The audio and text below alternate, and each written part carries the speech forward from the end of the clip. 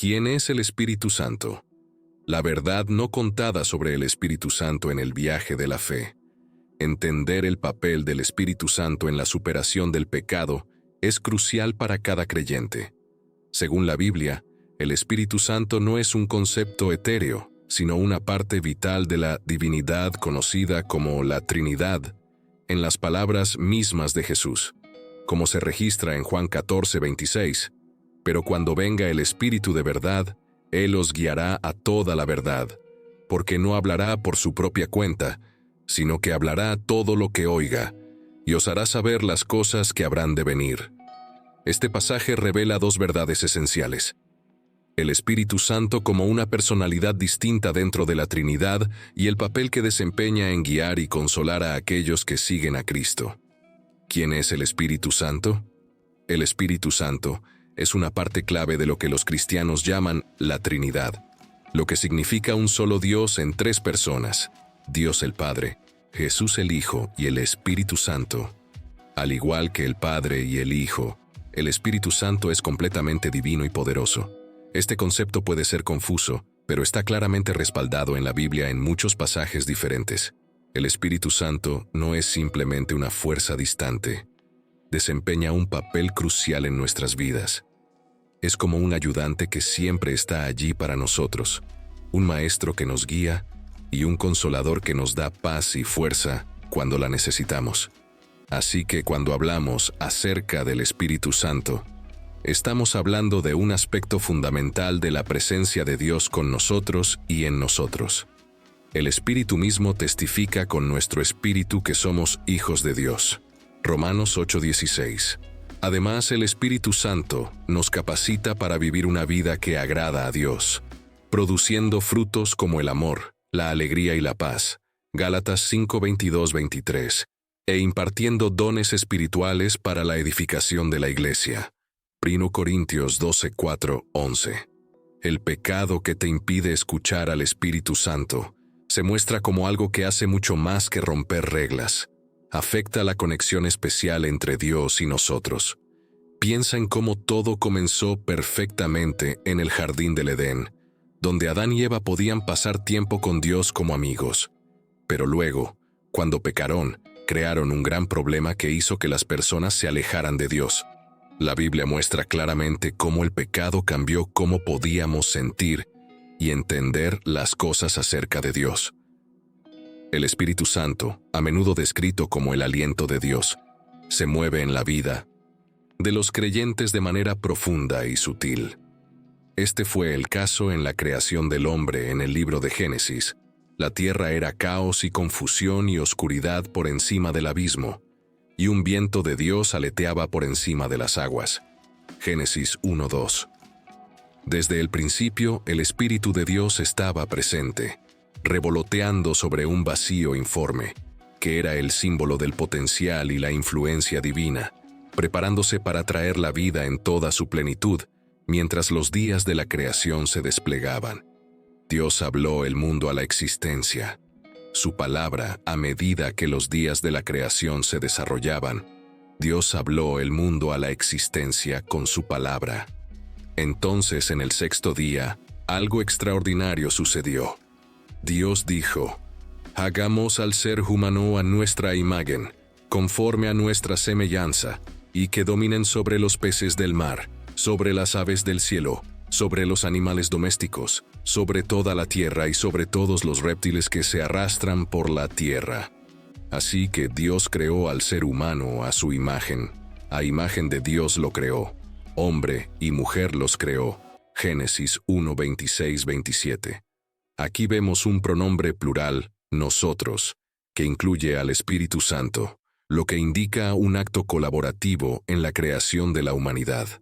La misma concepción del pecado trajo consigo una barrera inmediata cuando Adán y Eva comieron del árbol del conocimiento del bien y del mal, que Dios había prohibido. Las consecuencias fueron desastrosas. Entonces Dios expulsó al hombre, y en el este del jardín del Edén puso querubines y una espada flamígera que se movía por todos lados para guardar el camino del árbol de la vida. Génesis 3:24. Pero cuando Adán y Eva pecaron, fueron expulsados del hermoso jardín llamado Edén. Pero no se trató solo de ser expulsados de un lugar. Perdieron la amistad cercana y especial que solían tener con Dios. Es como cuando haces algo mal y sientes que has perdido algo importante. Ya ni siquiera pueden mirar a alguien a los ojos. Así era con ellos y Dios. Isaías 59:2 lo expresa de esta manera, diciendo que nuestros errores pueden crear una brecha entre nosotros y Dios, haciéndonos sentir como si Él estuviera ocultando su rostro y no nos estuviera escuchando. Entonces, el pecado no es solo romper una regla. Es como construir un gran muro que nos impide estar cerca de Dios y sentir su amor y bondad. A medida que uno avanza en la narrativa bíblica, se hace evidente que el pecado tiene un efecto adormecedor en la conciencia. El Nuevo Testamento también habla de este embotamiento de la conciencia. Antes de la muerte y resurrección de Jesús, antes de la muerte de Jesús, el Espíritu Santo era visto como la fuerza que inspiraba a los profetas, porque ninguna profecía fue jamás hecha por voluntad humana, sino que los hombres hablaron de parte de Dios movidos por el Espíritu Santo. 2 Pedro 1:21. Era una presencia que podía venir sobre las personas dándoles poder y sabiduría, como lo hizo con los jueces, reyes y profetas en el Antiguo Testamento, pero no necesariamente moraba permanentemente en ellos. Jesús, antes de su crucifixión, prometió a sus discípulos que el Espíritu Santo vendría después de que los dejara en Juan 16:7. Dijo: «Pero en verdad os digo que os conviene que yo me vaya, porque si no me voy, el Consolador no vendrá, y vosotros, pero si me voy, os lo enviaré». Esta fue una promesa de que el Espíritu Santo sería enviado a todos los creyentes como una presencia permanente que habitaría en ellos, no solo como un regalo temporal para unos pocos individuos. El Espíritu Santo y el día de Pentecostés después de la muerte de Jesús, algo extraordinario sucedió en la ciudad de Jerusalén, un momento tan poderoso que cambiaría el curso de la historia. El Espíritu Santo hizo una entrada dramática durante el día de Pentecostés, y de repente, un ruido como el de un viento violento vino del cielo y llenó toda la casa donde estaban sentados.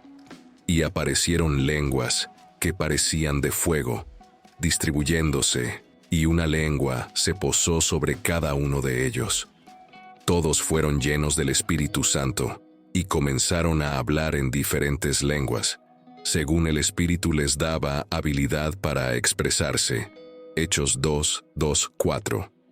Este evento marcó el inicio de la Iglesia, y el Evangelio se extendió entre los creyentes, capacitándolos. Solo fue poco tiempo después de que Jesús ascendiera al cielo que sus amigos y seguidores se reunieron, como Él les había instruido, para esperar en Jerusalén un don único: el Espíritu Santo.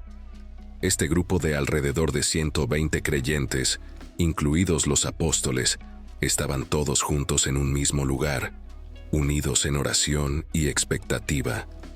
Entonces, en el día de Pentecostés, una fiesta judía 50 días después de la Pascua, la espera y la oración estallaron en un evento milagroso.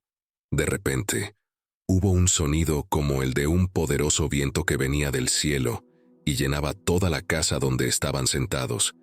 Imagina un viento aullador y poderoso, tan fuerte el Espíritu Santo. Y el día de Pentecostés, después de la muerte de Jesús, ocurrió algo extraordinario en la ciudad de Jerusalén. Un momento tan poderoso que cambiaría el curso de la historia. El Espíritu Santo hizo una entrada dramática durante el día de Pentecostés.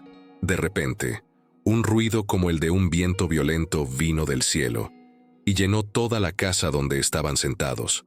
Lenguas que parecían fuego aparecieron y se distribuyeron, y una lengua se posó sobre cada uno de ellos. Todos fueron llenos del Espíritu Santo y comenzaron a hablar en diferentes lenguas, según el Espíritu les daba habilidad para expresarse. Hechos 2:4. Este evento marcó el comienzo de la Iglesia y el Evangelio se difundió a través del empoderamiento de los creyentes. Fue solo un corto tiempo después de que Jesús ascendiera al cielo. Sus amigos y seguidores estaban reunidos, como Él les había instruido, esperando en Jerusalén por un regalo único, el Espíritu Santo. Este grupo de aproximadamente 120 creyentes, incluidos los apóstoles, estaban todos juntos en un mismo lugar, unidos en oración y expectativa. Luego, en el día de Pentecostés, una festividad judía que se celebraba 50 días después de la Pascua, la espera y la oración se convirtieron en un evento milagroso. De repente, hubo un sonido como el de un fuerte viento que venía del cielo y llenaba toda la casa donde estaban sentados. Imagina un viento aullador tan fuerte que pudieras sentirlo en tu piel, tan ruidoso que llenaba tus oídos con un rugido. Luego, sucedió algo aún más asombroso. Lo que parecían llamas o lenguas de fuego aparecieron y se posaron sobre cada uno de ellos. Imagina ver una llama titilante y bailarina sin quemar, posándose suavemente sobre la cabeza de cada persona. Era una señal, algo visible para mostrar una realidad invisible. Dios mismo los estaba tocando. En ese momento, todos fueron llenos del Espíritu Santo. Era como una fuerza invisible que invadía su ser, capacitándolos desde adentro hacia afuera. Y comenzaron a hablar en diferentes idiomas que no conocían antes, porque el Espíritu Santo los ayudaba a hacerlo. Y cuando ocurrió este sonido, la multitud se reunió y quedó perpleja, porque cada uno de ellos los escuchaba hablar en su propio idioma. Hechos 2:6. Personas de todo el mundo estaban en Jerusalén para el festival y estaban asombradas. Cada uno escuchaba a los creyentes hablar en su propio idioma nativo. Fue milagroso. Estaban declarando las maravillas de Dios, compartiendo las poderosas obras que había hecho, y todos podían entenderlo en su propio idioma. Era como si una mano divina estuviera tejiendo juntos los corazones de personas de diferentes naciones a través de este evento sobrenatural. Algunas personas no creían en los creyentes. En serio, pensaron que estaban actuando tontamente porque habían bebido demasiado vino. Pero Pedro, uno de los mejores amigos de Jesús, se puso de pie junto con los demás ayudantes especiales de Jesús y comenzó a hablarle a la multitud. Fue realmente valiente y habló para que todos pudieran entenderlo. Les dijo que esta asombrosa cosa que estaba sucediendo era como lo que dijo Joel, un hombre que habló las palabras de Dios hace mucho tiempo. Sucederá en los últimos días, dice Dios, que derramaré mi espíritu sobre toda la humanidad. Vuestros hijos e hijas profetizarán, vuestros jóvenes verán visiones, y vuestros ancianos tendrán sueños. Hechos 2:17. Pedro les habló sobre Jesús, cómo fue crucificado y resucitó de entre los muertos, y que Dios lo había hecho Señor y Cristo. La gente quedó tocada en lo más profundo de su corazón, profundamente conmovida por la convicción del Espíritu Santo, y preguntaron qué debían hacer. La respuesta de Pedro fue clara. Él les dijo: arrepentíos y bautícese cada uno de vosotros en el nombre de Jesucristo, para perdón de vuestros pecados, y recibiréis el don del Espíritu Santo. Hechos 2:38. Ese día, unas 3,000 personas tomaron el mensaje de Pedro en serio, fueron bautizadas y se añadieron al grupo de creyentes. Fue el comienzo de una nueva comunidad, una iglesia empoderada por el Espíritu Santo. Comenzaron a mostrar un tipo de amor y generosidad nuevo y poderoso, que atrajo a muchas más personas a seguir a Jesús. Este evento, el empoderamiento del Espíritu Santo.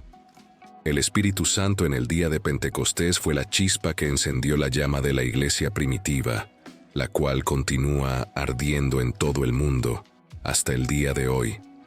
Demostró que la presencia y el poder de Dios no estaban restringidos a un solo lugar o a una sola persona, sino que fueron derramados para todos los que creyeran, una promesa que sigue siendo verdadera hasta hoy.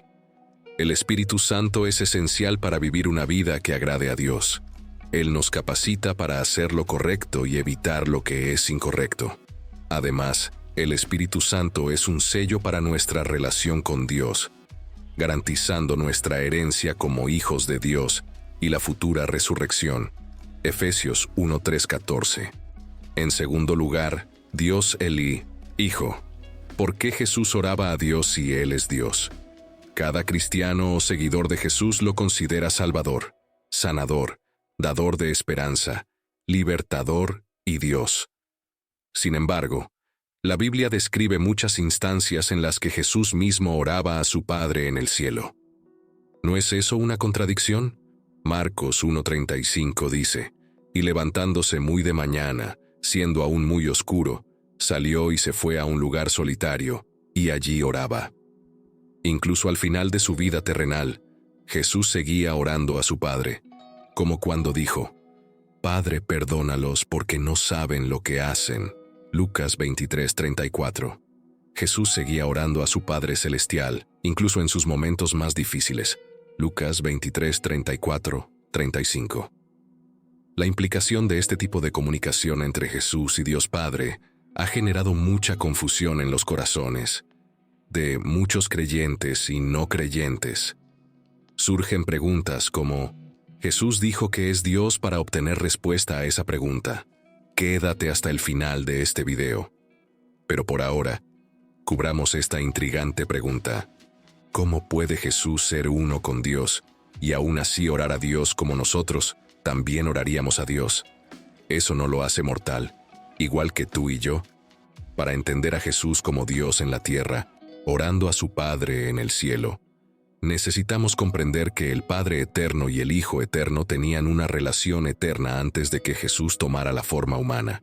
Por favor, lee Juan 5:19-27, particularmente el versículo 23, donde Jesús enseña que el Padre envió al Hijo, para que todos honren al Hijo, así como honran al Padre. Quien no honra al Hijo, no honra al Padre que lo envió. Juan 5:23. Jesús no se convirtió en el Hijo de Dios cuando nació en Belén. Siempre ha sido el Hijo de Dios desde la eternidad pasada. Todavía es el Hijo de Dios y siempre lo será. Isaías 9:6 nos dice que el Hijo fue dado y el niño nació. Jesús siempre fue parte de la Trinidad junto con el Espíritu Santo. La Trinidad siempre ha existido. El Padre Dios, el Hijo Dios y el Espíritu Dios, no tres dioses, sino un solo Dios existiendo como tres personas. Jesús enseñó que Él y su Padre son uno, Juan 10:30, lo que significa que Él y su Padre son de la misma sustancia. Juan 10:30, yo y el Padre somos uno. El Padre, el Hijo y el Espíritu son tres personas coiguales existentes como Dios. Estas tres personas tenían y continúan teniendo una relación eterna. Como Dios hombre, Jesús tuvo que aprender la obediencia a su Padre mientras era tentado por Satanás, acusado falsamente por los hombres, rechazado por su pueblo y, finalmente, crucificado. Hebreos 5:8. Entonces, ¿por qué Jesús oraba? Se espera que cada persona ore a Dios Padre. Sin embargo, nadie oró mejor que Jesús. Cuando Jesús oraba, no se involucraba en diálogos internos, sino que oraba a Dios Padre. Hay varias razones por las cuales Jesús, a pesar de ser plenamente Dios, oraba a Dios. Jesús ora por el beneficio de los demás. Juan 11:41-42. En este pasaje, Jesús ora antes de resucitar a Lázaro de entre los muertos. Una razón por la cual Jesús oraba al Padre era para beneficiar a quienes lo rodeaban. Jesús oraba en voz alta para que la gente creyera que el Padre lo había enviado, que el Padre le decía qué hacer y qué decir, y que siempre actuaba en obediencia al Padre. Aquí nuevamente tenemos enfatizada la unión esencial entre Dios Padre y el Señor Jesucristo. Él oraba para mostrar su dependencia de Dios. Su oración demostraba su confianza en su Padre, en su humanidad, para llevar a cabo el plan de redención de su Padre, como se evidencia en la oración sacerdotal de Cristo en Juan 17. Su oración mostraba que en última instancia se rendía a la voluntad de su Padre, que era ir a la cruz, y llevar el castigo de la muerte por nuestra violación de la ley de Dios. Por supuesto, resucitó físicamente de la tumba y ganó el perdón y la vida eterna para aquellos que se arrepienten y creen en Él como Salvador. Jesús oraba porque dependía de Dios, su Padre. Jesús vino a hacer solo lo que Dios Padre quería que hiciera. Juan 6:38.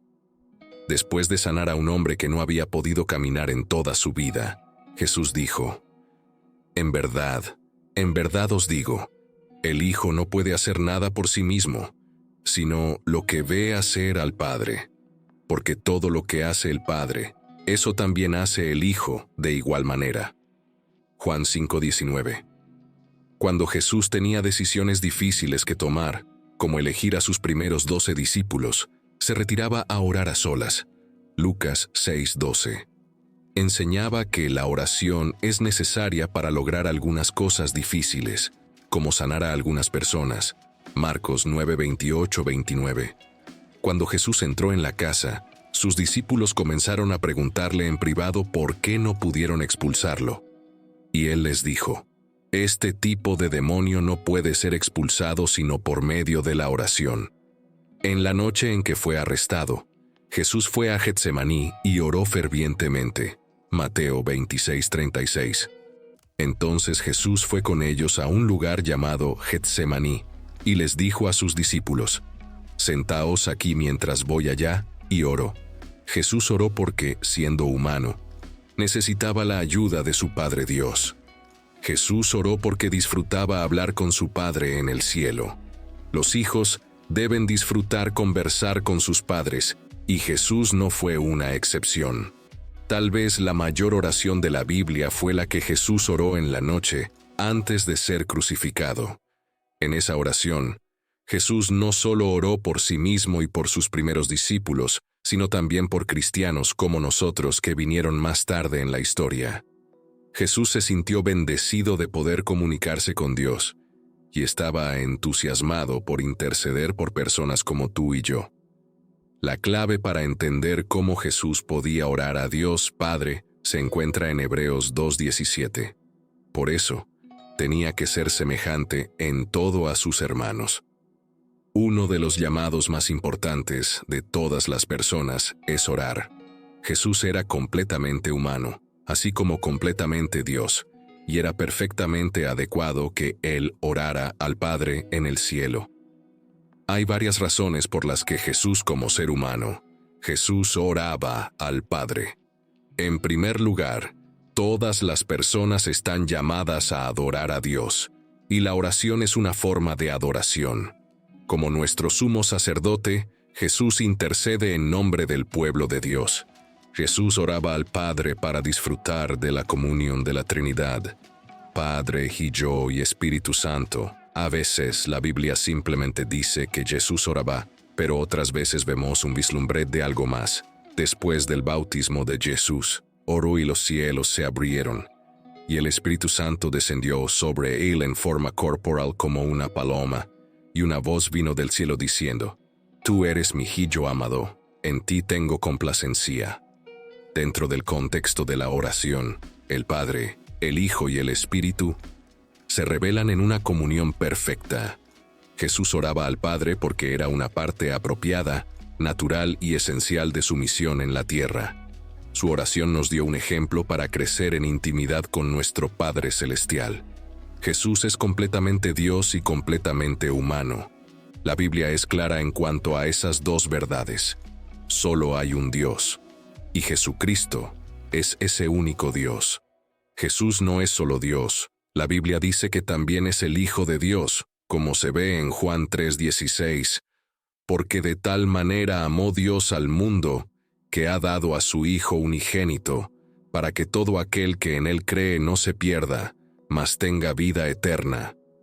Jesús se refirió a Dios como su Padre, y tuvo mucho que decir sobre el Espíritu Santo. Entonces, aunque Jesús es completamente y verdaderamente Dios, también es el Hijo de Dios Padre. Tampoco es Dios el Espíritu Santo. Jesús no solo es verdaderamente Dios, sino que también se convirtió completamente en humano cuando nació en Belén. No es un humano falso o fingido, sino que vivió su vida tal como tú y yo estamos destinados a vivirla. Fue esencial para Jesús vivir su vida como cualquier otro humano, debido al trabajo que Dios Padre le dio.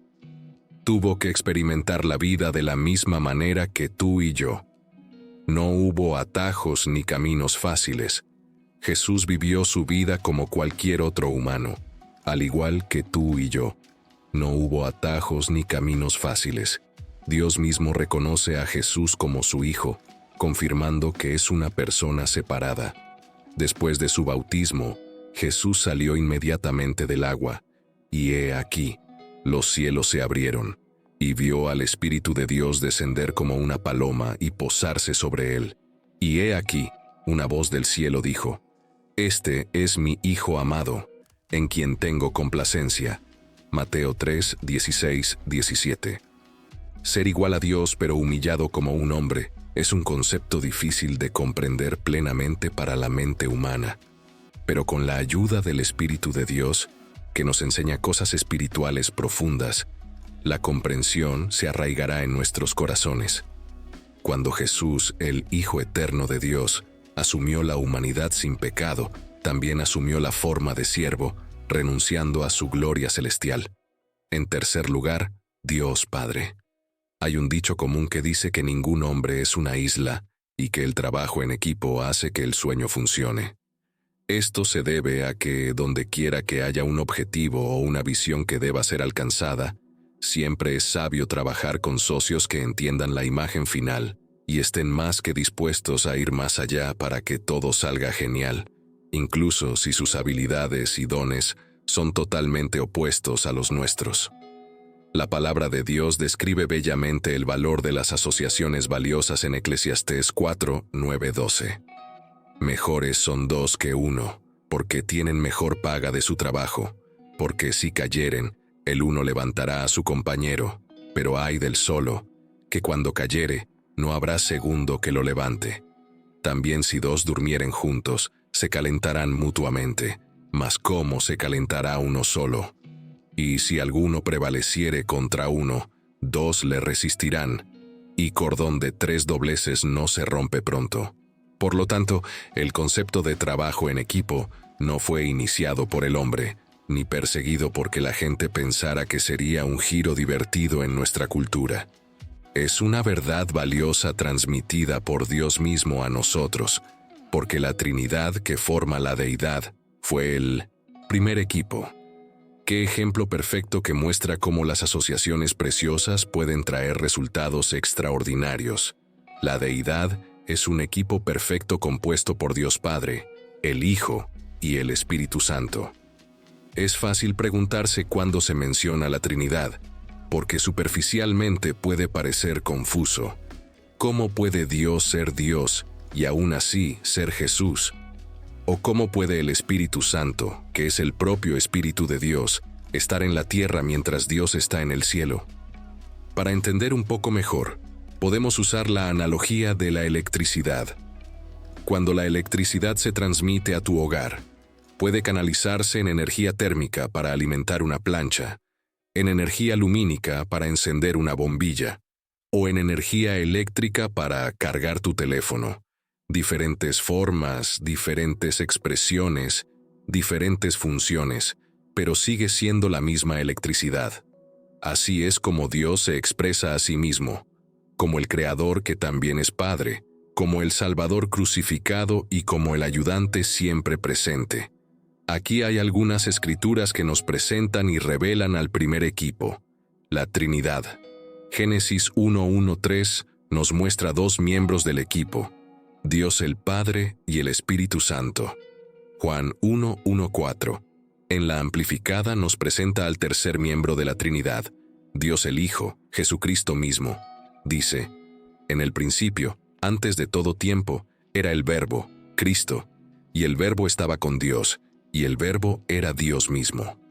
Él existía continuamente en el principio, coeterno con Dios. Todas las cosas fueron hechas y vinieron a existir por medio de Él, y sin Él no se hizo ninguna cosa que haya llegado a existir. La vida y el poder para otorgar vida, y la vida era la luz de los hombres.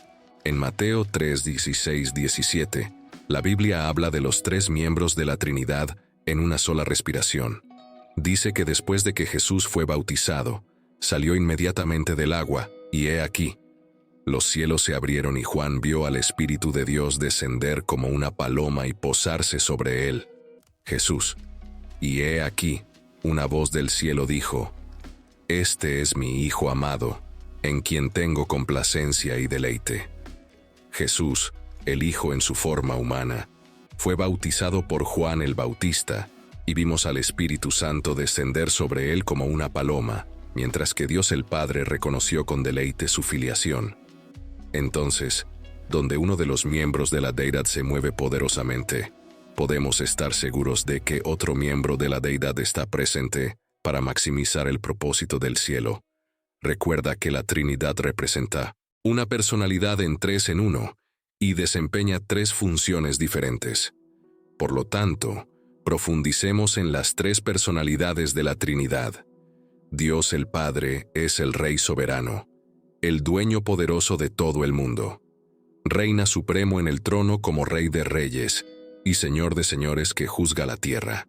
Salmos 97, 1, 9 dice: El Señor reina, regocíjese la tierra, alégrense las muchas costas e islas. Nubes y oscuridad están a su alrededor. Justicia y juicio son el fundamento de su trono. El fuego va delante de él y consume a sus enemigos por todos lados. Sus relámpagos iluminan, el mundo tiembla ante la presencia del Señor. Las montañas se derriten como cera ante él, ante la presencia del Señor de toda la tierra. Los cielos proclaman su justicia, y todos los pueblos ven su gloria y su esplendor. Que todos aquellos que sirven a imágenes talladas sean profundamente avergonzados, los que se jactan en ídolos. Adórenlo todos ustedes, dioses.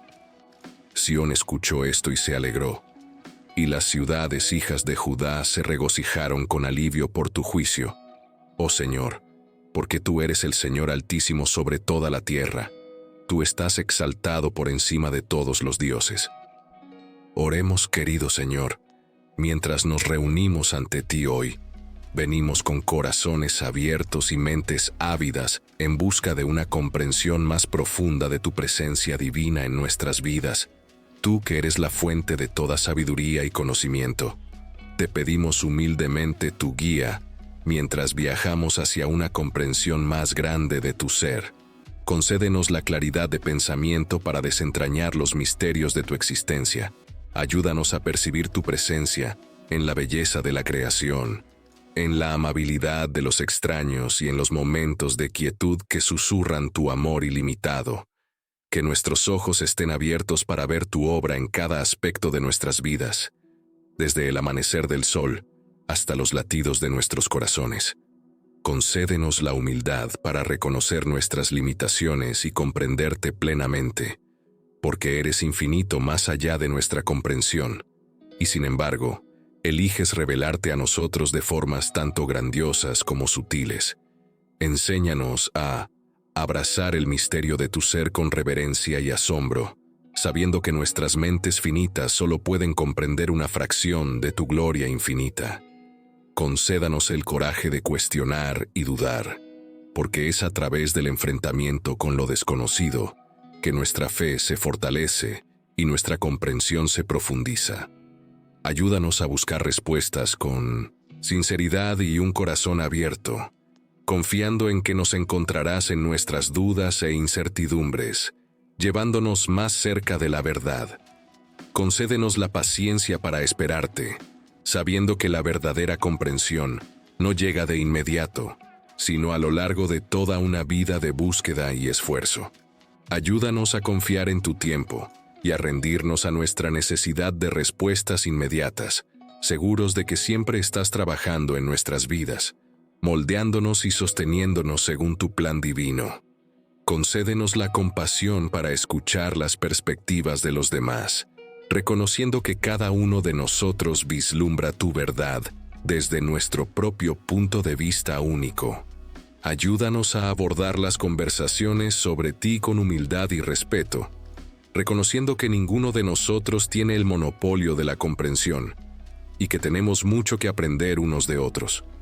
Concédenos la sabiduría para discernir entre la verdad y la falsedad, entre la revelación genuina y la interpretación humana. Protégenos de los peligros del dogma y la ideología, y ayúdanos a permanecer firmes en nuestra búsqueda de la verdad, guiados siempre por tu Santo Espíritu. Concédenos la fe para confiar en tu bondad y tu justicia. Aunque no podamos comprender los misterios de tus caminos, ayúdanos a afianzar nuestra comprensión de ti en el firme fundamento de tu amor inmutable, sabiendo que siempre estás con nosotros, guiándonos y sosteniéndonos incluso en medio de los mayores desafíos de la vida. Finalmente, concédenos la gracia de rendir nuestras necesidades de comprensión cuando nos alejan de ti. Ayúdanos a confiar en tu sabiduría y tu bondad incluso cuando no podamos ver los caminos por delante, porque al final no es nuestra comprensión lo que nos sostiene, sino tu presencia eterna y tu gracia infinita. En tu santo nombre, oramos. Amén. En conclusión, espero que este video haya sido una experiencia enriquecedora para todos ustedes. Recordemos que la comprensión de la Trinidad puede ser un desafío, pero al mismo tiempo nos invita a sumergirnos en la profundidad del amor de Dios. Me encantaría escuchar sus pensamientos y reflexiones sobre lo que han aprendido hoy. ¿Qué aspecto de la Trinidad les impactó más? ¿Qué preguntas tienen? Déjenme saber en los comentarios. No olviden dejar su me gusta si disfrutaron del contenido y asegúrense de suscribirse al canal para más videos sobre temas espirituales y de crecimiento personal. Gracias por acompañarnos en este viaje de descubrimiento espiritual.